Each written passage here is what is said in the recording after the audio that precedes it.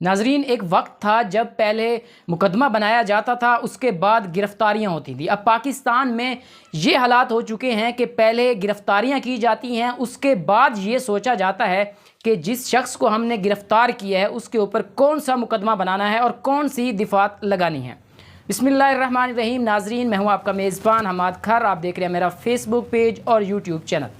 ناظرین، آج کی سب سے اہم خبر یہ ہے کہ سینئر صحافی عمران ریاض کو رہا کر دیا گیا ہے۔ ان کو کل لاہور ایئرپورٹ سے گرفتار کیا گیا تھا اور آج ان کو رہا کر دیا گیا ہے۔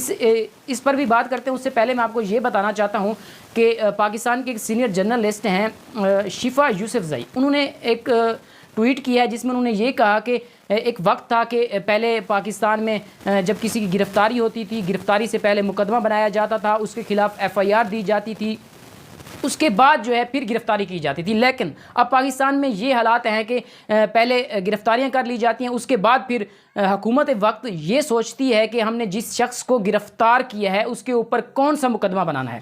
ناظرین، اس کی کافی ساری ایگزامپلز ہیں جو پچھلے چند دنوں میں ہوئی ہیں، جو میں آپ کے سامنے رکھتا ہوں۔ سب سے پہلے آپ دیکھ لیں، فواد چودھری کی ایگزامپل ہے، اس کے بعد اعظم سواتی کو بھی اسی طرح کیا گیا تھا، اس کے بعد شیخ رشید کو گرفتار کیا گیا، لیکن اس کے جو ہے نا ان کے اوپر بعد میں یہ ڈیسائیڈ کیا گیا کہ کون سا ان پہ مقدمہ بنانا ہے، کون سی ان کے خلاف دفعات لگانی ہے۔ اسی طرح سینئر صحافی عمران ریاض کو کل لاہور ایئرپورٹ سے گرفتار کیا گیا تھا، حالانکہ ناظرین ان کے خلاف کوئی FIR بھی نہیں تھی، ایسے ہی بغیر FIR کے ان کو گرفتار کر لیا گیا۔ جو ان کے خلاف پرانی FIRs تھیں جن پر وہ پہلے بری ہو چکے تھے، ان کی بنا پر ان کو کل دوبارہ گرفتار کر لیا گیا تھا۔ یہ ناظرین پاکستان کے حالات ہیں۔ پہلے آج کل جو ٹرینڈ چل رہا ہے ناظرین، اس کی ایک وجہ یہ ہے کہ جو عمران خان نے خدشات ظاہر کیے تھے کہ محسن نقوی، جس کو یہ نگران وزیر اعلیٰ لگانا چاہتے ہیں، وہ انتقامی کارروائیاں کرے گا، اور یہ بات اب اس بات کی تصدیق ہو چکی ہے۔ جو بات عمران خان نے کی تھی، جو بیان دیا تھا، اس کی تصدیق ہو چکی ہے، ہمارے سامنے ہے۔ ہر دوسرے دن کی کوئی نہ کوئی گرفتاری ہو رہی ہے، یہ انتقامی کارروائیاں جو ہے نگران حکومت کر رہی ہے۔ ناظرین، اب بات کرتے ہیں سینئر صحافی عمران ریاض کی۔ کل والے دن ان کو جو ہے لاہور ایئرپورٹ سے گرفتار کیا گیا تھا اور آج ان کو جو ہے جوڈیشل مجسٹریٹ کے سامنے پیش کیا گیا ہے، جہاں پر ان کو بری کر دیا گیا ہے۔ ناظرین، عمران ریاض صاحب جو ہیں وہ اپنے بیان پر قائم ہیں، وہ ڈٹے ہوئے ہیں۔ ناظرین، اس طرح کے جو ہیں پاکستان میں ہمیں چند ایک صحافی جو اس طرح کے نڈر اور بے باک اور سچ بولنے والے صحافی بہت ہی کم پاکستان میں ہمیں نظر آتے ہیں۔ اس کی ایک اور ایگزامپل تھی ارشد شریف شہید، جن کو اس دنیا سے حق کی خاطر لڑتے ہوئے انہوں نے جام شہادت نوش کیا۔ اب جو ہے عمران ریاض صاحب اسی نقش قدم پر چل رہے ہیں، پاکستان کی غریب عوام کی آواز اٹھا رہے ہیں، پاکستان کی آواز بن رہے ہیں اور سچ کی آواز جو ہے وہ ہمیشہ بلند کرتے ہیں عمران ریاض صاحب۔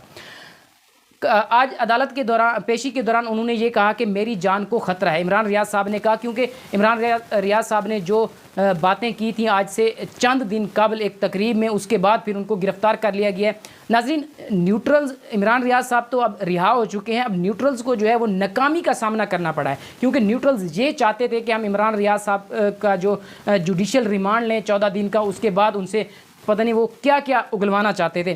ناظرین، آج جو ہے وہ بلکہ جو ان کا جسمانی ریمانڈ ہے اس کی بھی استدعا کی گئی ہے، 14 روزہ جسمانی ریمانڈ کی۔ یہ بتایا گیا ہے کہ ان کے جو موبائلز ہیں یا لیپ ٹاپ ہے ان کا ہمیں پاسورڈ چاہیے، ان سے ہم نے کچھ انفارمیشنز جو ہیں وہ کلیکٹ کرنی ہے۔ لیکن جو جوڈیشل مجسٹریٹ تھے غلام مرتضیٰ ورک، انہوں نے جو یہ درخواست خارج کر دی اور عمران ریاض صاحب کو بری کر دیا۔ ناظرین، پیشی کے دوران عمران ریاض صاحب نے کچھ دلچسپ جملے کہے۔ ان کا کہنا تھا کہ جج صاحب کو انہوں نے مخاطب کر کے کہا کہ جج صاحب، جو ارشد شریف صاحب تھے وہ اپنی ماں کا، ارشد شریف اکلوتا بیٹا تھا، لیکن میں اپنی ماں کا اکلوتا بیٹا نہیں ہوں، اگر میری جان بھی چلی جاتی ہے۔ ناظرین، یہ عمران ریاض صاحب کہہ رہے ہیں کہ اگر میری پاکستان کی خاطر اگر میری جان بھی چلی جاتی ہے تو مجھے کوئی پرواہ نہیں ہے۔ ناظرین، اس طرح کے پاکستان میں صحافی بہت کم ہیں، ہمیں ان لوگوں کی قدر کرنی چاہیے جو پاکستان کی آواز بنتے ہیں اور پاکستان کا مثبت چہرہ جو ہے وہ دنیا کے سامنے لاتے ہیں۔ ناظرین، اپنے میزبان کو دیجیے اجازت، اگلے ولاگ میں ملاقات ہوگی، تب تک کے لیے اللہ نگہبان۔